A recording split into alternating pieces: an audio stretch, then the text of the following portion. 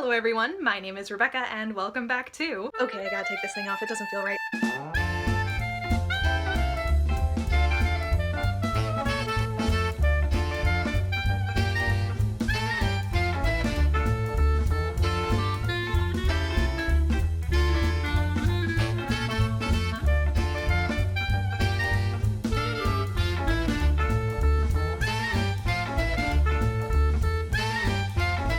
So the unavoidable truth is that if you want to read a gay romance into something, you have to justify it endlessly. That's essentially the entire premise of this video series. The burden of proof falls on us. It's demanded that we explain every last detail of our reading. And as sad as it is that that's necessary for a gay romance when all a straight romance needs is basically for a man and a woman to look at each other, I do this because I like explaining and I like helping people see things they never considered before. But for once, I would like to turn the onus back onto the people who deny TJLC. Because if you don't think BBC Sherlock is a slow burn love story, a lot of things don't quite add up. And keep in mind Comic-Con last month when the writers went on and on about how important LGBT representation is. For me personally, as a gay man, the problem is of trying to burden popular series or popular films with having to sort of carry everything at once. You know, see, it's very difficult to have a gay baddie,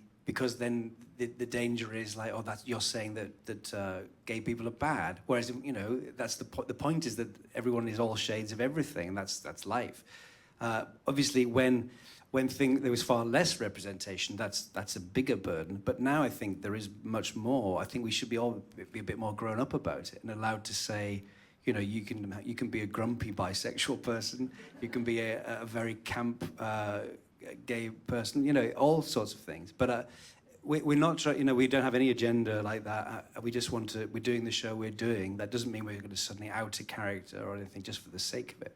Has to be done with such, I think, intelligent delicacy too. I mean, the fact is, it's a danger if you make that their character note. But I think it's important that kids watching television see themselves on screen. I think that's important. It's very, very important.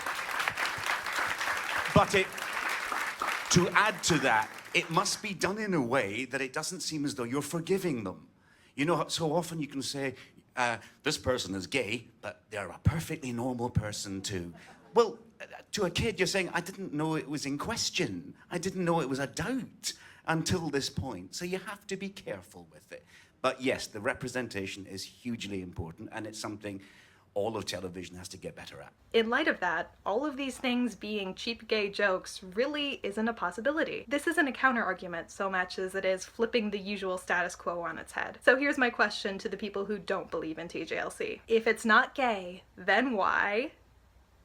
I mean, yeah, I could, but I have a bit more of a specific list for you, just, you know, to be helpful. Why is the show marketed the way it is? Specifically, what is the purpose of promotional images like this? What do they mean? Again, remember, giving gay people the runaround isn't on the table because they really care about LGBT representation. So why are pictures like this being used to advertise the show? What are they telling us? If it isn't gay, why does Sherlock wink at John when he meets him? The name's Sherlock Holmes and the address is 221B Baker Street. And why does everyone think Sherlock is gay? There's another bedroom upstairs if you've been needing 2 bedrooms. Of course we'll be needing 2. Oh, don't worry, there's all sorts around here. Mrs. Turner next door's got married. And since yesterday you've moved in with him and now you're solving crimes together. Might we expect a happy announcement by the end of the week? Sherlock, anything on the menu, whatever you want, free, on the house for you and for your date. Why does Sherlock inviting John on their first case play out like this? You're a doctor. In fact, you're an army doctor. Yes.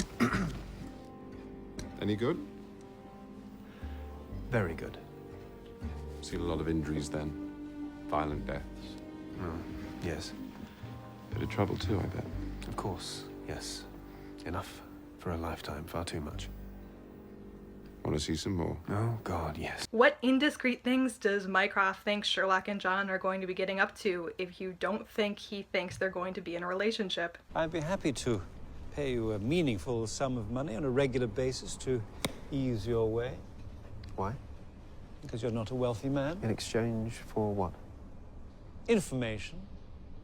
Nothing indiscreet, nothing you'd feel uncomfortable with. Just tell me what he's up to. Why are girlfriends not Sherlock's area? You don't have a girlfriend then? Girlfriend? No, not really my area. All right. While having a boyfriend. Do you have a boyfriend? Which is fine, by the way. I know it's fine. And why does John lick his lips when he learns that Sherlock thinks having a boyfriend is fine, but he's single? So you've got a boyfriend? No. Right, okay. You're unattached, like me. Why does Sherlock make it a point to tell John he's flattered by his interest when he completely brushed off Molly earlier? John, I think you should know that I consider myself married to my work and one I'm flattered by your interest. I was wondering if you'd like to have coffee. Black, 2 sugars, please. I'll be upstairs.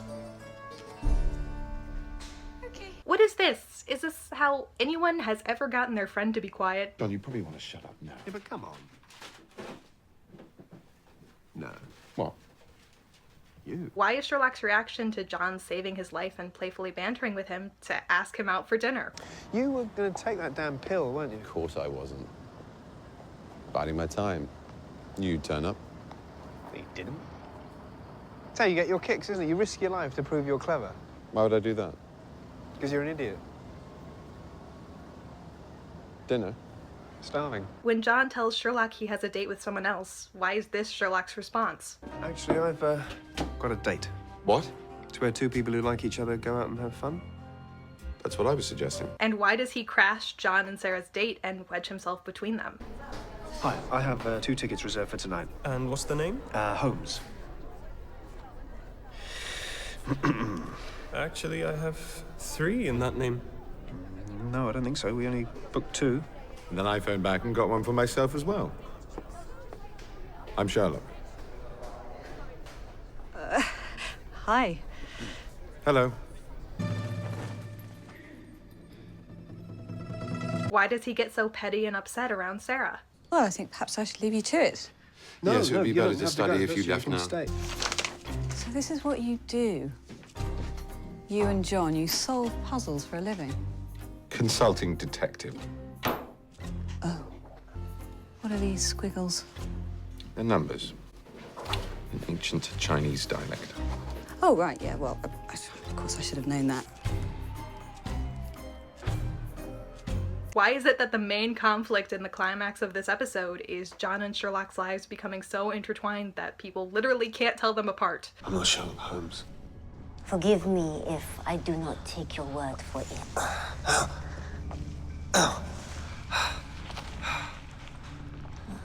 Debit card, name of S. Holmes. Take my card. Yes, that's not actually mine. He lent that to me. The check for £5,000 made out in the name of Mr. Sherlock Holmes. He gave me to look after. Tickets from the theatre collected by you, name of Holmes. Yes, okay. What's the name? Holmes. I realize what this looks like, but I'm not him. We heard it from your own mouth. What? I am Sherlock Holmes, and I always work alone. Because no one else can compete with my massive intellect. Did I really say that? When Mrs. Hudson assumes Sherlock and John are in a relationship, why doesn't Sherlock correct her? Put that in your blog. Or better still, stop inflicting your opinions on the world.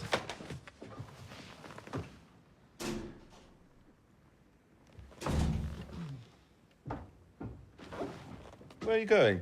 Out. I need some air. Oh, sorry, love. Sorry. You two had a little domestic? What, is he just too busy sadly staring at John platonically? Oh, it's a bit nippy out there. He should have wrapped himself up a bit more. Why in an episode where Sherlock makes it a point that he doesn't remember any information that isn't useful to him, does he reveal that he keeps on top of gay underwear trends? This is my hard drive, and it only makes sense to put things in there that are useful. Really useful. No, tinted eyelashes, clear signs of taurine cream around the frown lines, those tired crabber's eyes. Then there's his underwear. His underwear? Visible above the waistline. Very visible. Very particular brand. And why does Moriarty approach Sherlock as a gay man anyway? So take this as a friendly warning, my dear. Fuck off. Although, I have loved this little game of ours, playing Jim from IT, playing gay. Did you like the little touch with the underwear? Cheap gay joke? So not just a cheap gay joke. In fact, a No, supervillain. no, Mark. No. Never. Why is John so jealous of Moriarty? And specifically, why is he worried that Sherlock will want to be in a relationship with him? I think he wants to be distracted. I hope you'll be very happy together. Sorry, what? Why is this Moriarty's ultimate threat? If you don't stop prying, I will burn you. I will burn the heart out of you. Platonically, as you know, lots of villains have said, I will burn the heart out of you. And when he says they both know that's not quite true, who is he referring to? I have been reliably informed that I don't have one. But we both know that's not quite true. Why is the central conflict about Sherlock's heart? Why does John explicitly draw attention to subtext, and then the show juxtaposes Sherlock and John wrestling with a woman delicately touching another woman's mouth? For what? Punch me in the face. Shade? Blood. Punch you? Yes, punch me in the face. Didn't you hear me? I always hear punch me in the face when you're speaking, but it's usually subtext. Oh, for God's sakes.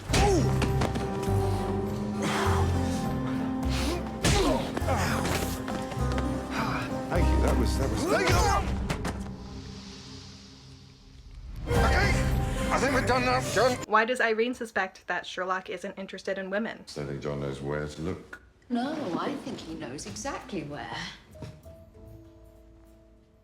Not sure about you. I want to look at naked women. I borrow John's laptop. You do borrow my laptop. I confiscate it. Why does Sherlock tell Irene not to be flattered? Thank you. You were very observant Observant. and flattered. Don't be. Why does Irene rub in the fact that Sherlock noticed her measurements to John? No, I was wrong about him. He did know where to look. For what? What are you talking about? The key code to my safe. What was it? Shall I tell him?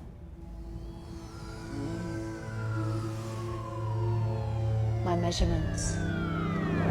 Why, minutes after saying fire exposes our priorities, did they have Sherlock freaking out this much when John is in danger? Amazing how fire exposes our priorities.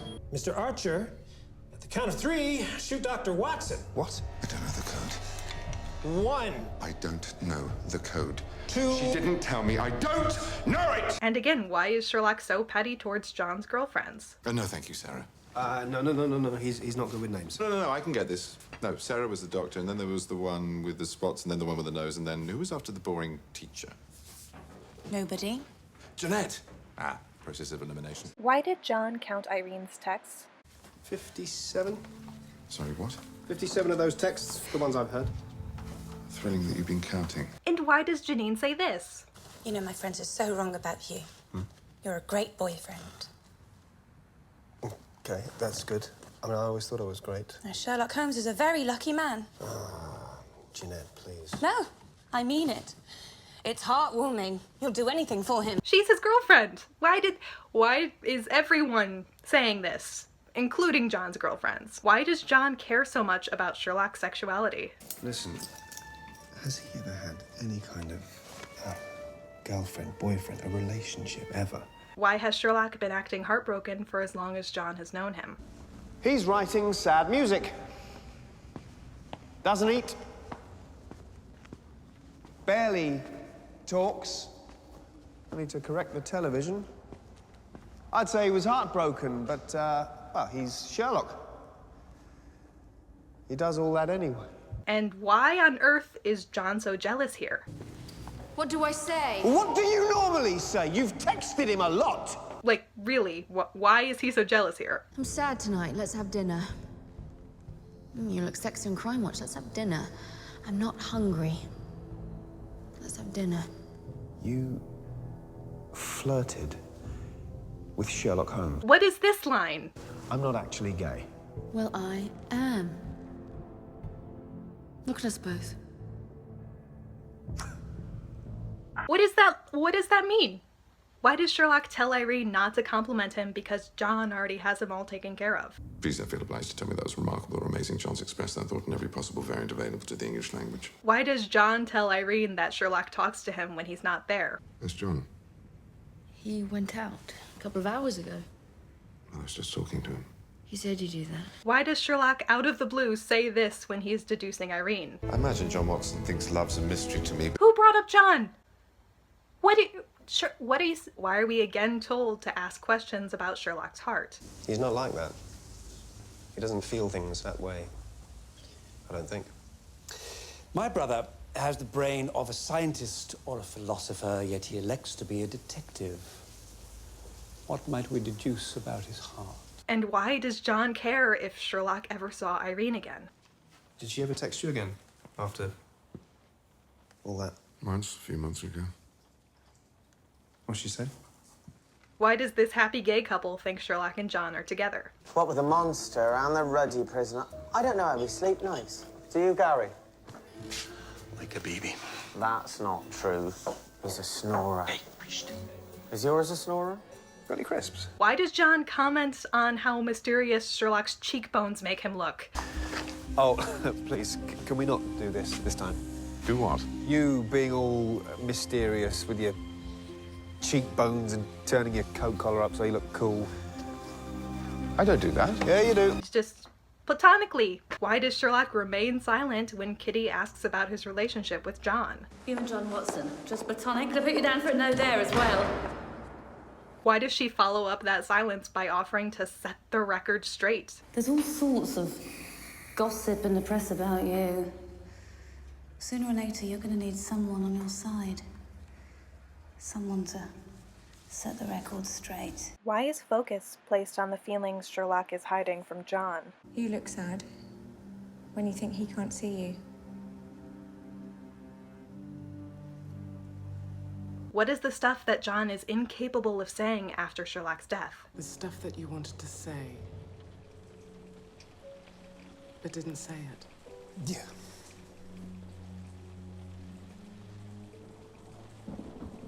Say it now.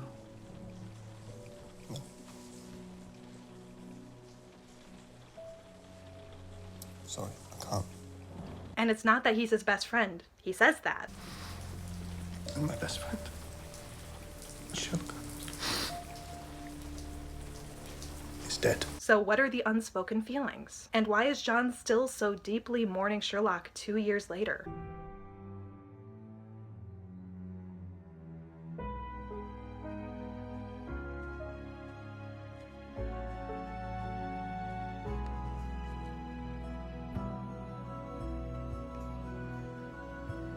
What is the purpose of these shots?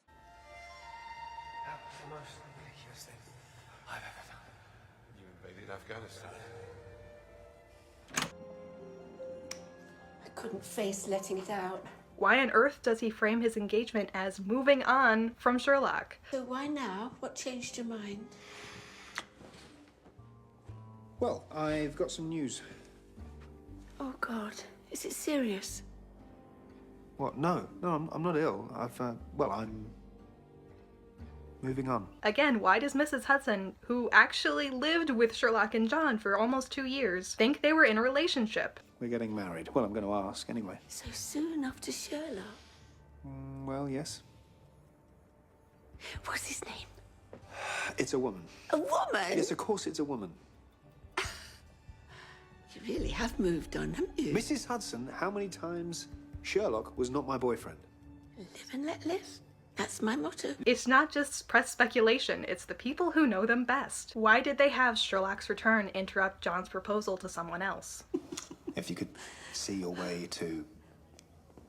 So I think you find this vintage exceptionally if you're like in the social qualities of the org with some of the color of the new. No, sorry, not now, Like a please. gaze from a crowd of strangers, suddenly one is aware of staring into the face of an old friend. Now, look, seriously, could you just...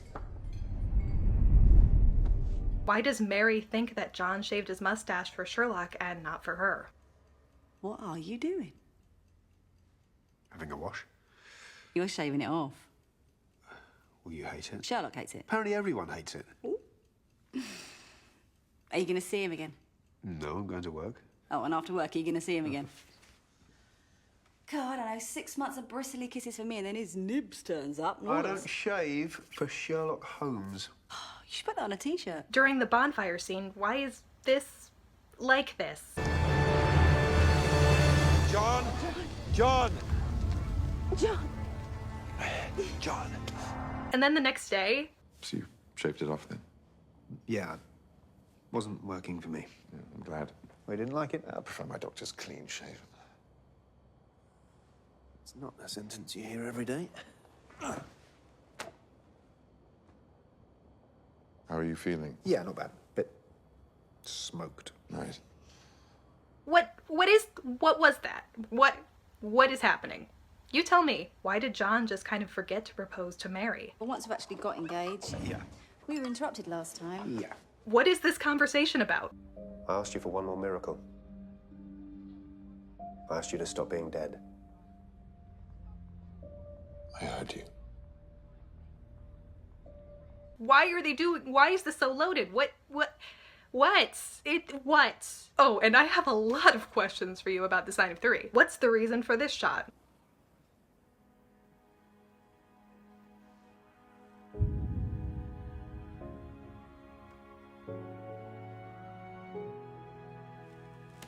Why does Sherlock describe going to John's wedding as going into battle? Right then.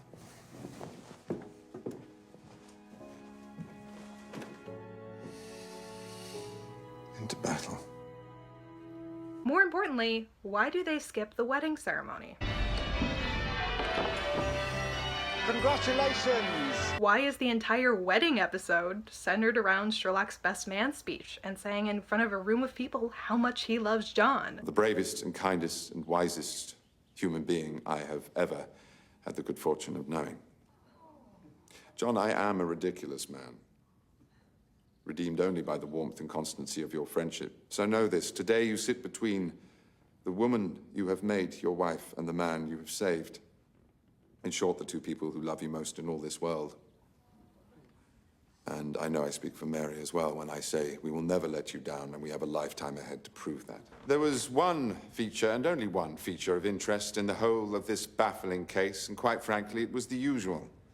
John Watson, who, while I was trying to solve a murder, instead saved a life. I will solve your murder, but it takes John Watson to save your life. Trust me on that, I should know. He's saved mine so many times, and in so many ways. Why Sholto? So why don't you see him anymore? Who? Your previous commander, Sholto. Previous commander? I meant ex. What is the point of including him? And especially, why does Mary say this? Oh, Sherlock. Neither of us were the first, you know. Stop smiling. It's my wedding day. If you don't think this is talking about romantic entanglements, the first what? And why is Sherlock so preoccupied with him? So that's him. Major Sholto. Uh-huh. They're such good friends. Why does he barely even mention him? He mentions him all the time to me. He never shuts up about him. About him? Mm-hmm. Yes, but it's definitely him that he talks about. Mm-hmm. Well, I've never even heard him say his name. Well, he's almost a recluse, you know, since... Yes. I didn't think he'd show up at all. John says he's the most unsociable man he's ever met. He is. He's the most unsociable. That's why he's bouncing around him like a puppy. Why is John's head pasted on the Vitruvian man's body? Urinating in water. Why did Sherlock do that? And what is this? And why? You'll go.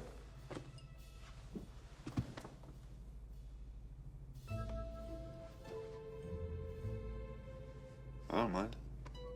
Am I? And why this shot? Or this transition?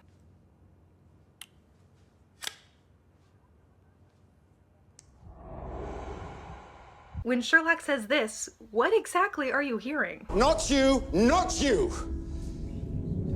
You. It's always you. John Watson, you keep me right. In the middle of John's wedding reception, in front of a room of people, he loudly declares it's always John Watson. What do you think he's saying there? And what do you think Janine is talking about here? I wish you weren't... whatever it is you are. Why does she know that a relationship with him isn't in the cards? Why does John react like this when he hears that Mary is pregnant? Mary, I think you should do a pregnancy test. Why is Sherlock so sad at the end of the wedding?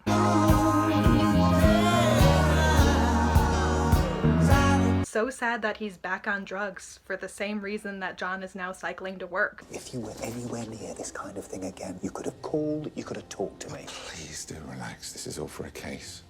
What kind of case would need you doing this? I might as well ask you why you started cycling to work. Why is John so miserable with Mary? But is it Sherlock Holmes you want? Because I've not seen him in ages. About a month. Who is Sherlock Holmes? See? That does happen. What's the matter with you? There is nothing the matter with me. Imagine I said that without shouting. I'm trying. Why do you think this is John's reaction to hearing that Sherlock has a girlfriend? Oh, John, hi. How are you? Janine? Sorry. Morning. So, just a guess, but you've probably got some questions. Yeah, one or two, pretty much. Naturally.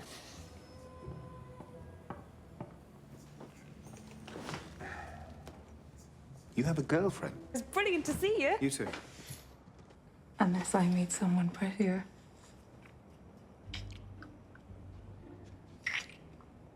And why does he keep bringing it up? No, Magnuson. Magnuson is like a shark. It's the only way I can describe him. Have you ever been to the shark tank at the London Aquarium? John stood up close to the glass. Those floating, flat faces, those dead eyes. That's what he is. I've dealt with murderers, psychopaths, terrorists, serial killers. None of them can turn my stomach like Charles Augustus Magnuson. Yes, you have. Sorry, what? You have a girlfriend? What? Yes, I'm going out with Janine. I thought that was fairly obvious. Yes, well. And he has created an unassailable architecture of forbidden knowledge. Its name is Appledore. Dinner.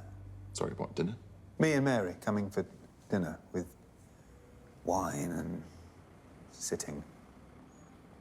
Seriously? I've just told you that the Western world is run from this house, and you want to talk about dinner? Fine, talk about the house. And why is this his reaction to the proposal?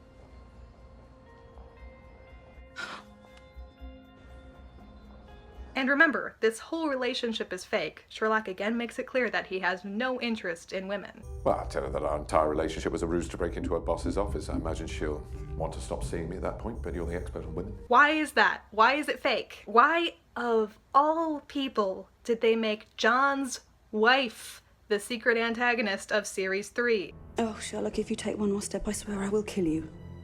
No, Mrs. Watson. You won't.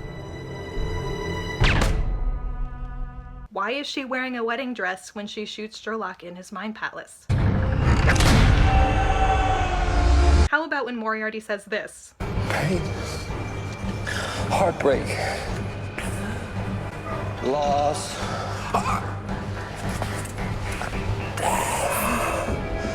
It's all good. Why did he mention heartbreak? What is Sherlock heartbroken over? Why does Sherlock not care about Irene's or his family's grief? Mrs. Hudson will cry. And Mommy and Daddy will cry. And the woman will cry. But he cares so much for John that his feelings literally restart his heart. And John will cry buckets and buckets. It's him that I worry about the most. That wife. You're letting him down, Sherlock. John Watson is definitely in danger.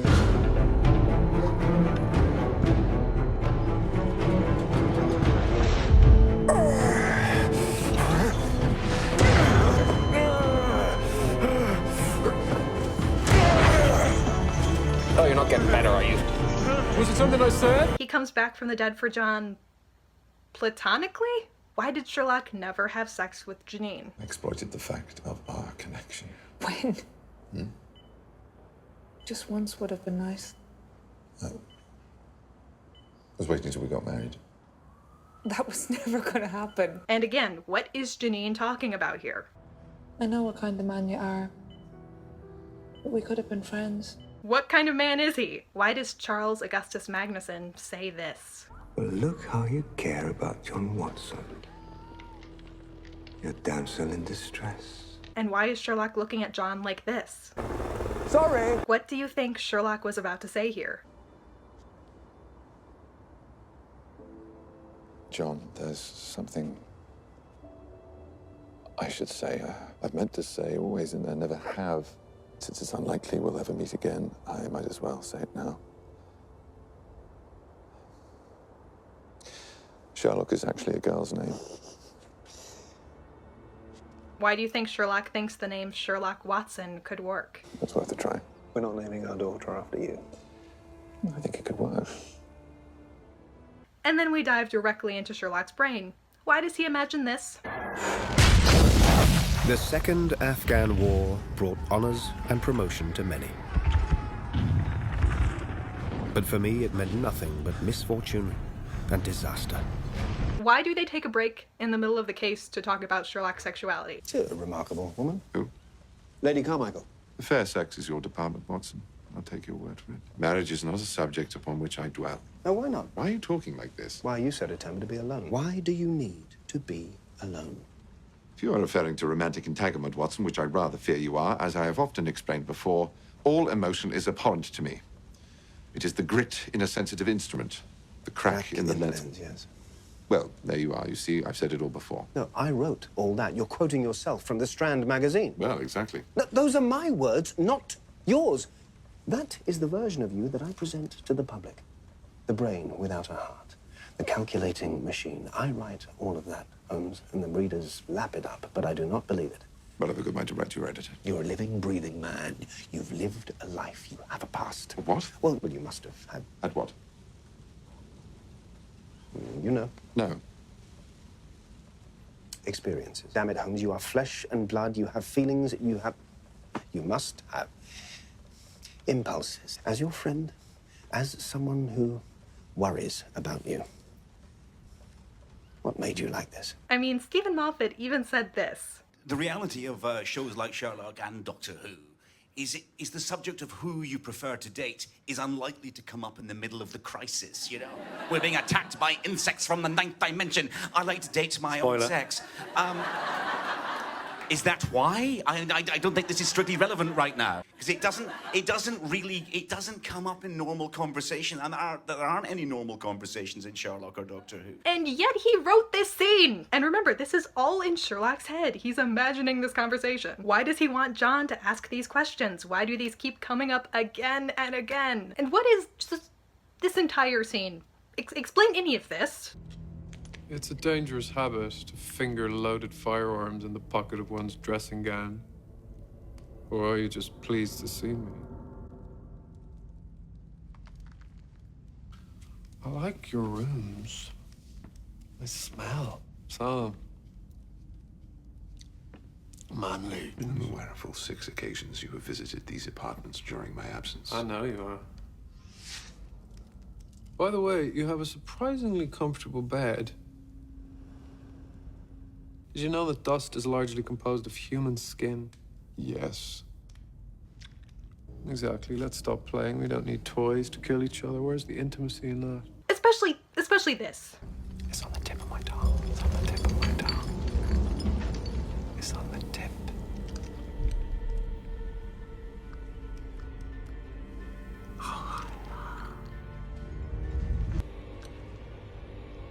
Dead. It's the new sexy. Like, you're gonna say there's nothing gay about this show when a man just got on his knees and gave a gun a blowjob. Yeah, and Mark just happened to think of a gay baddie first, for no reason, and then followed up with a grumpy bisexual person and a camp gay person. It's just all coincidence. Why does Sherlock imagine John saying this? Listen. I'm happy to play the fool for you. Why is the idea of John leaving him for Mary as horrifying as a corpse rising from the dead? John, please. I'm not playing this time, Sherlock. Not anymore. When you're ready to go to work, give me a call. I'm taking Mary home. You're what? Mary's taking me home. Better.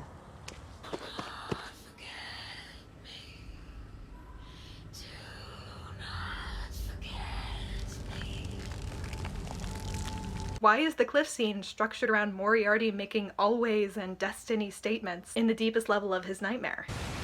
The setting's a shade melodramatic, don't you think? For you and me? Not at all. Moriarty's dead. Not in your mind. I'll never be dead there. This is how we end, you and I.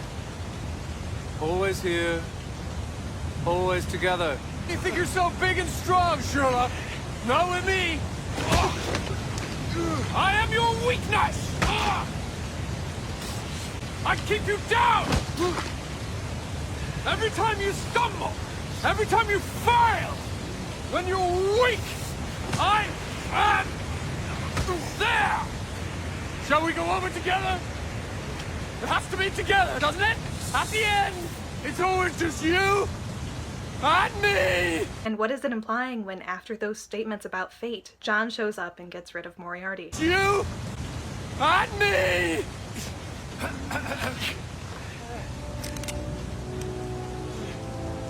Professor, if you wouldn't mind stepping away from my friend, I do believe he finds your attention a shade annoying.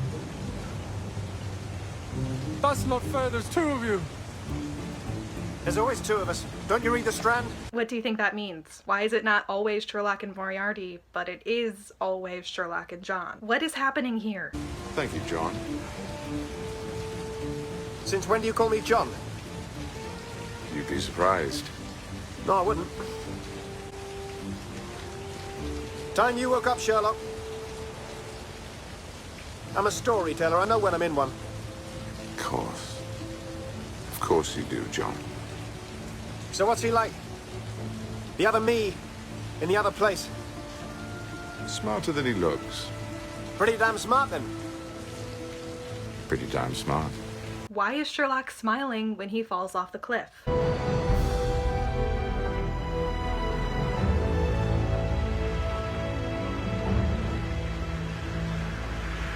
Why does Holmes look so wistful when he talks about his imagined future? Perhaps I was being a little fanciful. But perhaps such things could come to pass. And why does he think that he and Watson are men out of their time, that they belong together in the 21st century? In any case, I know I would be very much at home in such a world. I don't think I would be. I beg to differ. But then I've always known I was a man out of his time. What is so great about this future? What's the difference? Do you really think this is all about iPhones? Or is there something that they've been telling you for ages so that when the rug is pulled, if you don't see it beforehand, you'll say, I should have seen it, I was told, and I didn't listen. So that moment, the gut punch moment is easy. It's building. Because you want, when a twist comes, it's not that it's surprising that is thrilling. It's the fact you go, I should have seen it. I was told repeatedly this doesn't make sense. And then the rug is pulled. It's like you've been warning them for ages. You know, we're going to pull this rug in a minute. We are. You aren't paying any attention, but we are going to pull this rug. And so when you fall over, you've got to think, I was told and I didn't listen. Because you have been told. Since the very start. It's up to you to decide to listen. And that's just the surface layer stuff. I'm not even asking you to explain away the metaphors, the score, the sexual imagery, the meta-commentary on Holmes adaptations and the state of heterosexuality in media, the fact that rather than complicating romantic reading, the blogs, apps, and books all support a TJLC reading, Mark and Stephen's personal backgrounds and their work, and how at this point them not going for the romance is extremely out of character, because really, you don't need any of that to see TJLC. You just have to realize how little sense any of the choices or the story overall make if a love story between John and Sherlock isn't the intent. And now that we know that the writers clearly care and have thought about LGBT representation, the gay or trash argument is a bit of a moot point, because it can't be trash. It's won awards and has been made by people who very clearly care about representation. It's not possible for these moments to be the result of incompetence or malice. That leaves only one possibility, that these choices were made for a reason. And that reason is exactly what we think. They're telling a love story. This video isn't just for antis, it's for some of you too. I know some of you still worry when they lie. They will lie again before Series 4. They'll even try to retract previous statements about loving private life and Garadevs. They already are. Which, by the way, if that one was bothering you, we have footage of the interview that Mark tried to claim was a garbled mistranslation. This is, by a long way, my favorite Sherlock Holmes film, and really, although it's difficult to say what's your definitive favorite film, it's probably my favorite film. I think it sort of does everything I want a film to do. I saw it when I was very young and it profoundly affected me. I think it's both a brilliant, respectful homage to Conan Doyle and yet an incredibly irreverent take on it. It's a funny thing, I actually introduced this film about 3 or 4 years ago at a book festival, and I spent the whole time talking about how wonderfully melancholy it was. And I thought, I'd forgotten, it's incredibly funny. Along with the Basil Rathbone films, it's the great influence on our TV series, because it's precisely as reverent as Conan Doyle was himself, i.e. not very. It's a very touching film. You know, you can over-examine these things, which is of course why we're here. And you can sort of look at, there are certain bits, there's a bit in the Diogenes Club where with cigar ash, and I've read a whole thing about how this sort of represents the fag end of empire and the fag end of Victoriana, and the whole thing is about everything crumbling around Sherlock Holmes, which is a version, or I don't know, it's a funny joke probably. It's definitely got its heart is melancholy, and I think that's what Wilder did best, and it's certainly always the thing that I respond most to in anything, is a sort of bittersweet quality. The parody is so sublime, but at its heart, it's deeply touching. To me, this film has it all. You know, Robert Stevens is by no means anyone's idea of Sherlock Holmes. He as you'll see, it's a curious portrayal. It's very camp, actually. You can be a very camp gay person, you know. Oh, and while we're here... And the idea of M being Mycroft being / Moriarty and everything, it's really wonderfully done there. That they're trying to deny liking private life is very telling. They're desperate. But if it still scares you when they lie, you have to go back to the story and ask yourself the questions I raised here. What is the alternative? There isn't one. The only explanation of all of the facts is that they're lying because they don't want to spoil the surprise. And with this level of vehemence, we should all know that the big reveal is quickly approaching. If all of that doesn't convince you, I have one last question. If the subtext isn't there, how is there enough foreshadowing of it in various forms for me to have enough material to make 48 videos before series 4 and still not have covered everything? I promise you, I am not that imaginative. I could not come up with all of this if it wasn't there. So where is all this material coming from if it isn't in the show? I hope you enjoyed this video and that you can use it either to dispel your own fears or to confront some of the naysayers in your life. If you've been around since the beginning of the series, you'll remember that back then I said that the episode breakdowns were going to stick to a more surface level reading of the show because I wanted to show that's all you needed. I ended up noticing way more new things than I planned, so I completely failed that, but hopefully this video fills the gap. Looking to the future, I've been jokingly referring to next month as the month of pain. First up is a video on the symbolism of 221B Baker Street, then we'll be getting into His Last Vow, the episode I've been dreading talking about since the very start because it's the one that causes me the most pain. And then we'll be rounding off the month with videos on how the show has portrayed heterosexuality and how they've set up Mary Morstan as a villain. There's a lot of dark and sad stuff in there, but hopefully we'll still have some fun. Until then, thank you so much for watching, and get ready to believe.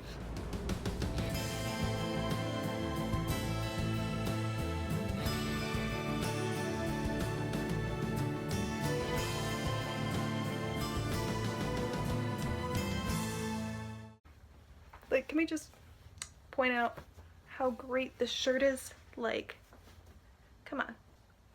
I didn't do anything. So romantic tropes, I'm gonna do the hard eyes. What do I do for this one?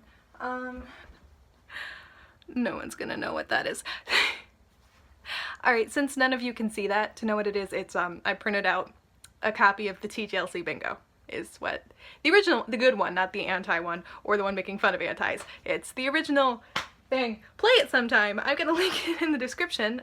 Play the game while watching the show. Let me know if I hit a bingo every time. That's the goal. Hit a bingo every time. Will I do it? Probably not for this one because I'm not analyzing anything. I'm just saying things. But hey, TJLC bingo. I don't have anything about why is it gay. If it's not gay, then explain. Daisy thing. Mini Cooper. Them. Just doing things. Alright, what's a scene that's really gay? Besides all of them. Super gay. Super gay.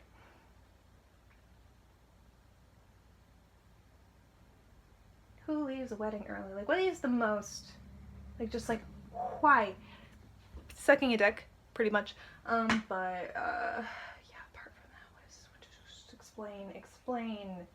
Explain. Why is everyone just why? Basically?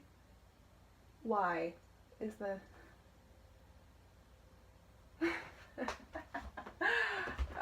this is... Can I, like, bouquet them?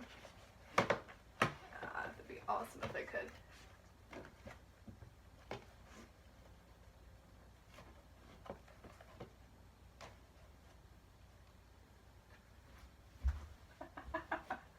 That's awesome. Okay, I am a fan of that. Yes!